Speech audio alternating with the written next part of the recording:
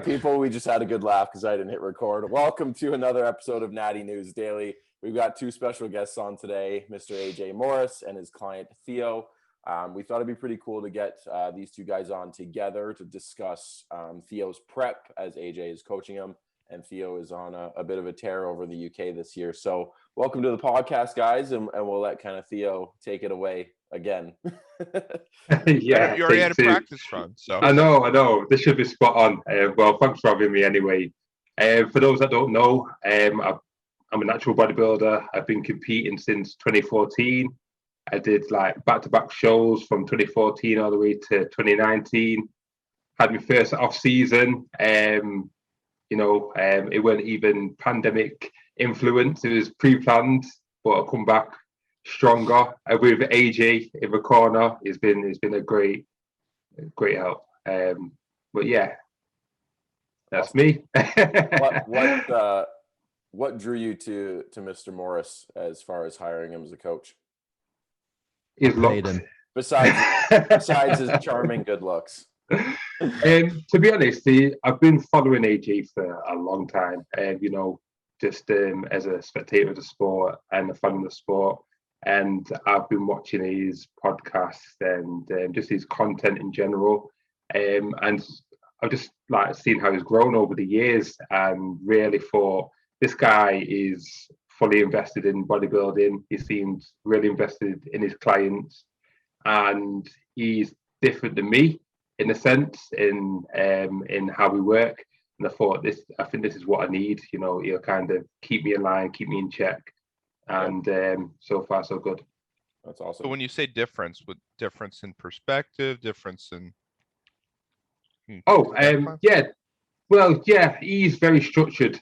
Whereas me in the past, I can be quite spontaneous, to say the least. So yeah, he's very structured. Everything's got a purpose and pre-planned, and and I thought this is definitely something which I need to have a little bit of for sure, because I can just kind of go off on a tangent, especially during prep as we get closer to the shows. That's kind of where things kind of fall to pieces in previous years, but not this time.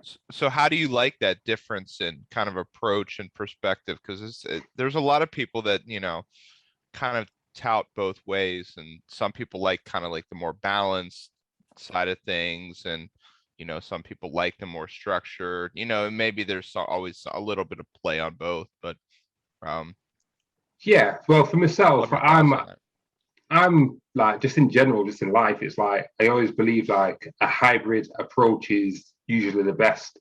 So a bit of this and a bit of that, and I've certainly witnessed my weaknesses is just sticking to one thing. So whereas AJ is proper on point with everything, I thought, if it was to implement that, would it benefit me? And it was just, I just thought it's something that I've not tried yet.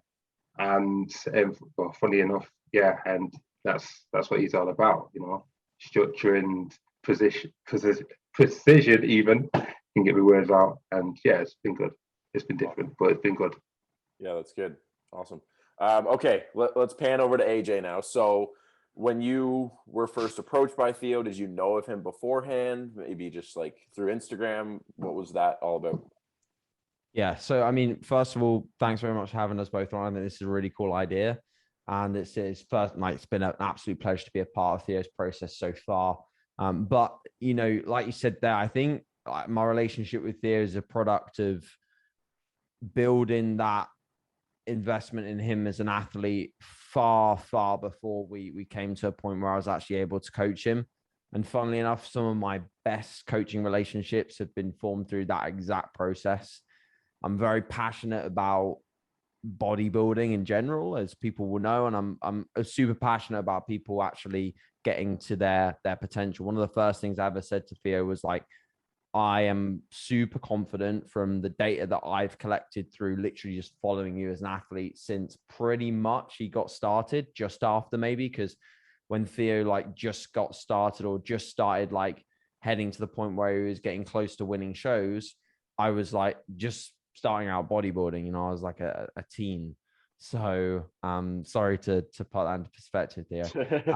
But I knew what he could do, and I just hadn't seen that sort of quite nailed on stage. And through following him in more depth, his YouTube, his processes, chatting to him backstage at the shows that we did get the opportunity to share the stage together, obviously in different classes, but we chatted a lot, and sort of I developed this idea that there was a few bits missing, you know, and I think that that's something that a lot of athletes and also potential coaches of athletes can pick up on, and they can think, right, well, you know, if there's bits missing, there's bits of this puzzle missing, that's why I'm missing out on the overall where I lost by 1 point, you know, or the pro card that eluded me at the British finals.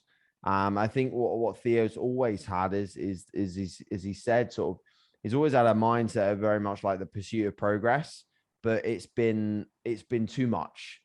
It's been to the point where even in preps where he's had the reins on him a little bit with a coach, the reins haven't been held as tightly as they needed to be for Theo to think there's another way he could do something, or that he should do this, or that, you know, he'll go and pose in front of someone in the last 2 days before a show and they'll tell him to do something and he'll just do it, you know, because he'll think, oh, that person who I've only met for 5 minutes has told me to do this. They seem like they know what they're doing. And we actually had an instance of this in this prep too. Luckily enough, this time he messaged me and asked me, and I said no. You know, it's like all of those things, however minor they seem, we really just basically treated this like this year's like he's prepping for his Olympia kind of thing. You know, like every single variable that we could possibly nail was nailed, and we set the parameters of those variables in the off season. So when we worked together for that initial phase of coaching, we set those parameters, and we also did pretty much what I like to do with a lot of clients, and what you're actually moving through the moment, I believe, Leroy. It's just almost like a pre-preparatory phase setup where we're bringing body weight down, and we're almost like trying to perceive a baseline to actually start the prep. We removed that fatigue, and then we started the prep itself, because I'm sure we'll get into some numbers, but just to give reference, like Theo's lost, since we started working together, he's lost like over 50 pounds of body weight pretty much to get into shape. And if we'd have started that process at 50 pounds out, I guarantee the look would be a lot different than what it was as a byproduct of doing that initial diet first. Yeah, I can honestly echo nearly that exact statement, because, you know, like you said, I was, you know, almost 200 pounds, which for me was very heavy. I looked decent, but it was heavy. And to try to do that in one shot for a prep, you know, just like you mentioned with Theo, it'd be close to 50 pounds, which is, that's too much. So I've tidied up, you know, 25, and have kind of just hung here comfortably. And then in less than 2 weeks, we'll be in a really good spot to start up again. So, you know, it's kind of cool to hear that come from you as well with Theo, because it might mean that that's not a bad idea to do. For sure. Yeah.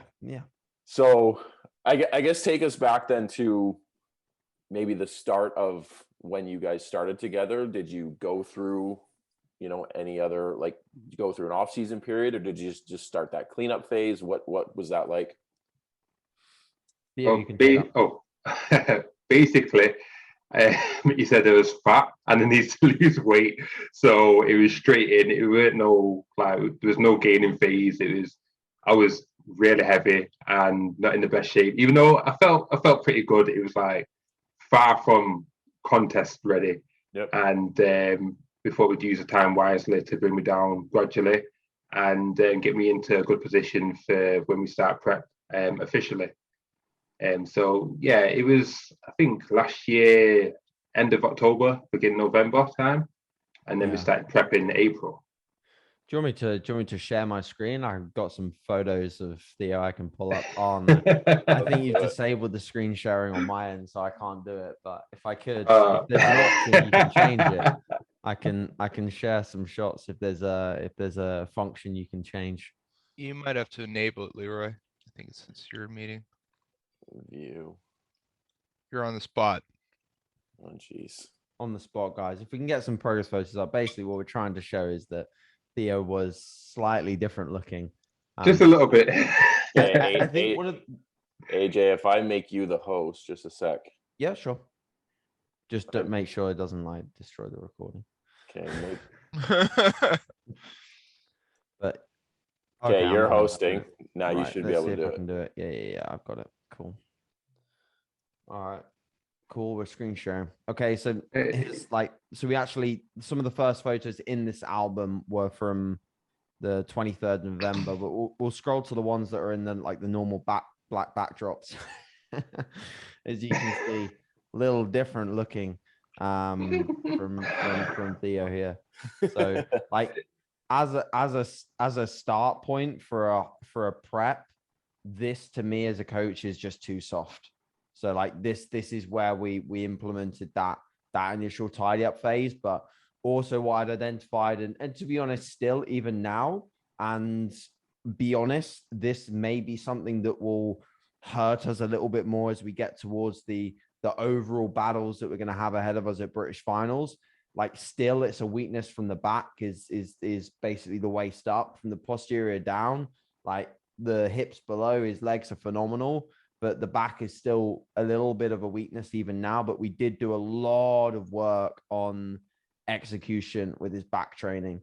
And that's something I think is really important, is like, you get the picture now. That's something that's really important, is that even someone of Theo's training age and how elite he is as an athlete, in my mind, he was still open-minded enough to say, you know what, like take the reins, tell me what you want me doing from a training perspective, tell me if I'm doing something wrong.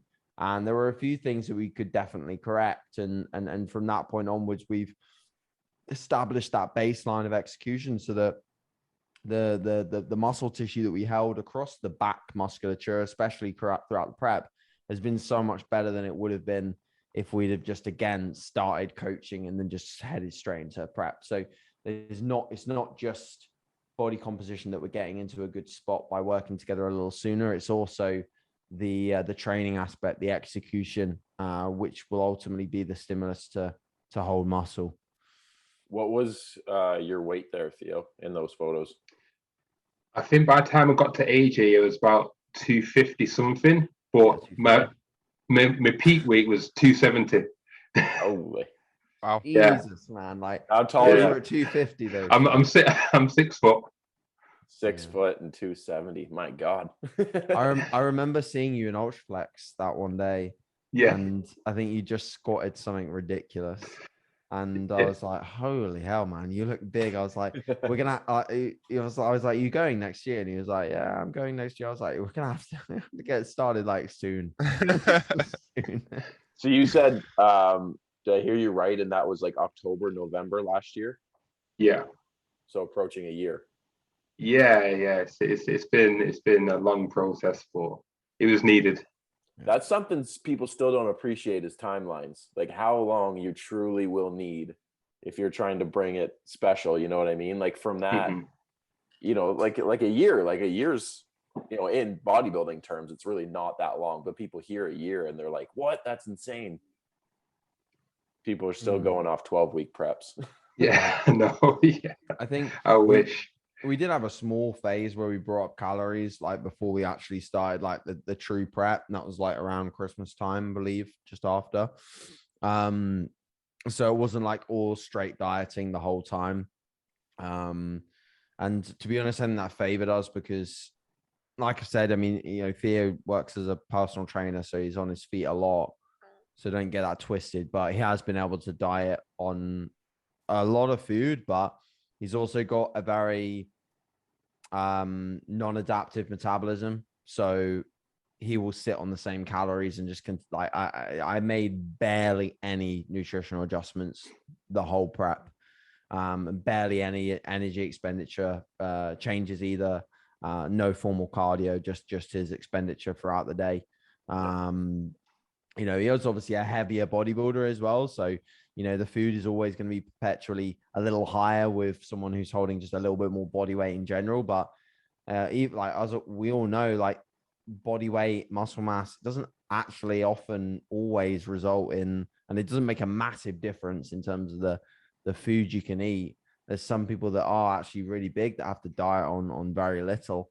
Yeah. So it's been from that side of things, it gives me confidence in that, you know, in future preps, if we, you know, we work together again, it will be a process in which I know that I can sit him on a certain intake, and I know what a 12-week time frame is going to give us, rather than with some people, you're like, okay, another change. But I also think that's a product of his routine and the way that he nails the sleep and stress management side of things now.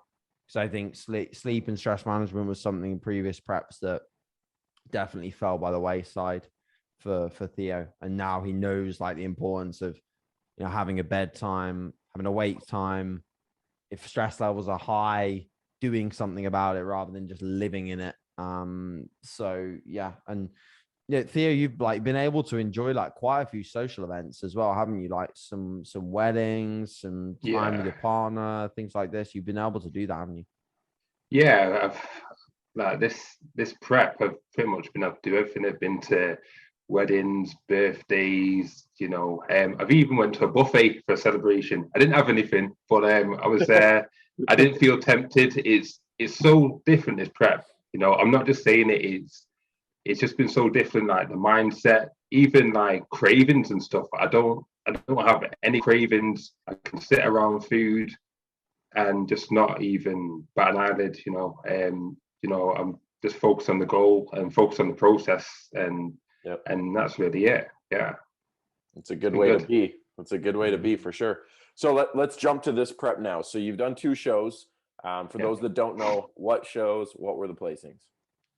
Okay, so the first show was the BNBF Midlands qualifier. I was in the heavyweight class and I placed first, and then I moved on to the overall and I won the overall as well.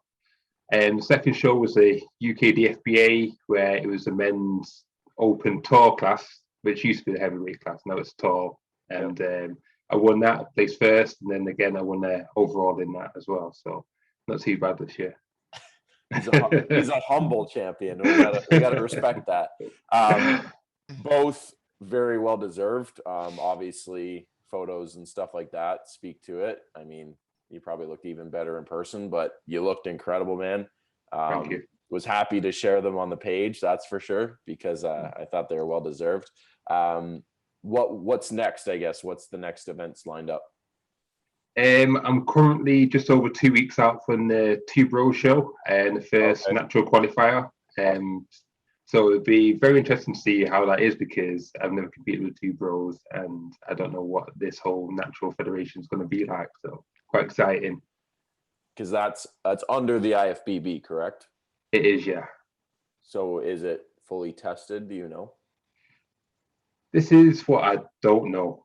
To be honest, I'm going to go there and we'll see how it goes, see how it is. If they are quite on top with the testing, then, you know, I'll be very happy about that. But if there's a few faces who turn up, who I know of especially, and they start to compete and get to move on, then, you know, we'll just leave that one there.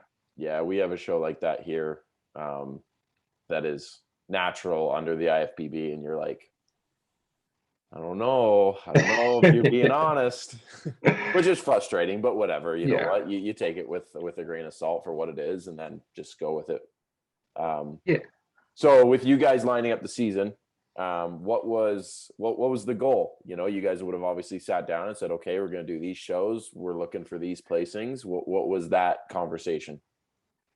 Well, so far, what we've done is like what we went out to achieve, really. You know, it's win the class, win the overalls in the qualifiers for sure, and it'll be the same again for each finals. You know, really looking to get everything. You know, but I do believe it's been a long time coming. Obviously, I can only do what I can do.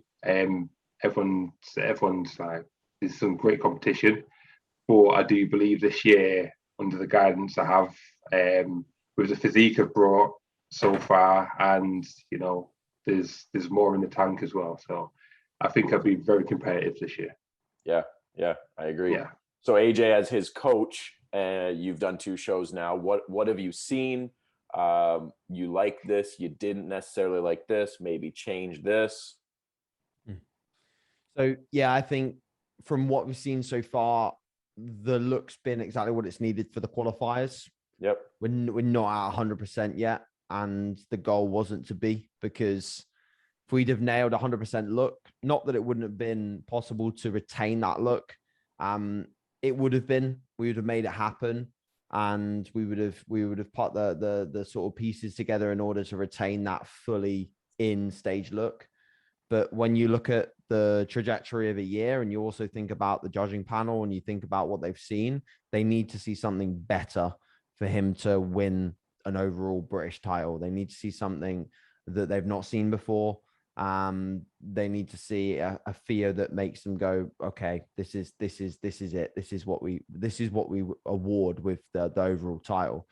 So as a byproduct, we've probably left, a good 10% on the table for us to bring in terms of improvements. That predominantly will be from a conditioning standpoint in most of the rear shots. Again, just like pulling off a little bit more of the glutes, off the hamstrings, and just getting that razor sharp look from the back. The thing is, with where we're at the moment, like, we're not really having to chase that. We're not really having to like push and push and push. We're not, dropping food super low. We're not doing loads of work to get there. We're already at a point where we're very conditioned. So I'm a big believer that even if Theo doesn't change much weight-wise, he may drop a few pounds. Just being in this body composition, eating in a small deficit, you'll just get tighter and tighter. You always do. You just get harder and harder and harder, especially if you don't chase it. If you chase it, that's when often you can go south. In some instances, bodies have to be pushed, and bodies can be resilient in that process. But with Theo, I've learned, like I said, he's got a very resilient body, but a body that responds well to not doing a whole lot in terms of adjustments. So if we just sit and we let it come to us, I'm guaranteeing he's going to be a lot better by the time the finals roll around. And I know that also I've got him in a perfect spot because I was able to allow him to go away for 3 days, not track, not have his meal plan. He has a meal plan. He doesn't track macros as a meal plan.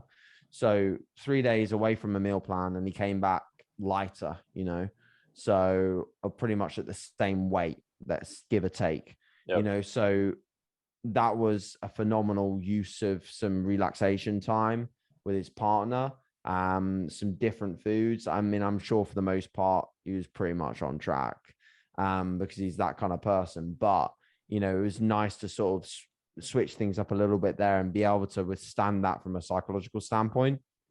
So if he's in that spot now, I know that if we do need to sort of put the gas pedal down a little bit harder, we can do, and we will do if needed. But first of all, this Two Bros show, we're not going to put too much like emphasis on the result here. Like we just don't have a clue. We don't know who's going to turn up, what the standard's going to be like. We'd hope that people who were assisted would not do this show, because Two Bros run a whole affiliation of loads of shows where you can compete without any drug testing. Yep. All I know from the entry requirements is that you have to sign a waiver to say that you are drug free. Whether or not they will be employing drug testing at this specific show, I don't know. I've not been at one before, so yeah, I will look forward to seeing what happens there. But for the most part, our goal is to bring something to the British final where the judges go, okay, yep, that's the winner there. Yeah, and I can tell by the environment that you're in right now, it's just low stress. Like, I wouldn't say low stress, but moderate. You can tell stress is kept down. You're riding good momentum. I can tell you're in good spirits as well, too, which is good. And I mean, I think that can definitely reflect in, how the body responds. I've noticed that in my prep this year, personally. Yeah. If you're dragging ass and you can barely speak or smile or do a podcast like this, I honestly think there's something wrong, and it's not necessarily within the deficit you're creating. Like, you can create a big old deficit, but if you're nailing your sleep and stress management, you can cruise through it. You can cruise through it. So bodybuilding is a lot more about what you put in calories wise and what you do in the gym. It's everything. And if you nail everything, I'm pretty confident you can put your body through the ringer and really push it to its limits. Your mindset towards it too, right? Like, you can have a pretty, chaotic life, and you're deep in a deficit. Maybe you're doing a good chunk of cardio, but if you're like, enjoying it, and you're this is what it takes to get what you want, like, you can walk around with a smile on your face on 1,500 calories, right? It's all this. Sure. Which speaks to your results, right? You can tell, like Dan said, you're in a good spot, you feel good, your physique reflects that, which is only going to carry into the later shows, that you're just going to be, more amped up and ready to go, and bring it even better. Absolutely. Definitely. Are there now, because I know there's been some changes in the UK scene, are there pro card opportunities out of this, and who are they with?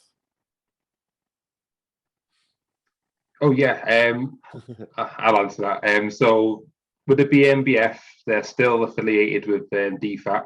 So if I win the British and overall, then I should be rewarded with the DFAC Pro card. Mm-hmm. With the UK DFBA, it will be with the INBA, PMBA. So that would be the pro status now, whereas obviously in the past it was with the WMBF, which is a whole different story, but that's who they're with now. I knew that was this question was coming up, but I wasn't sure which. That's it. Yeah. Okay. I'm gonna say too much. We'll save that for another time. All right, guys, let's I guess close this out with maybe closing thoughts from you, Theo, with working with AJ, how the season's gone. I probably know the answer, but are you happy with the results so far? I can honestly say this has been the easiest prep ever.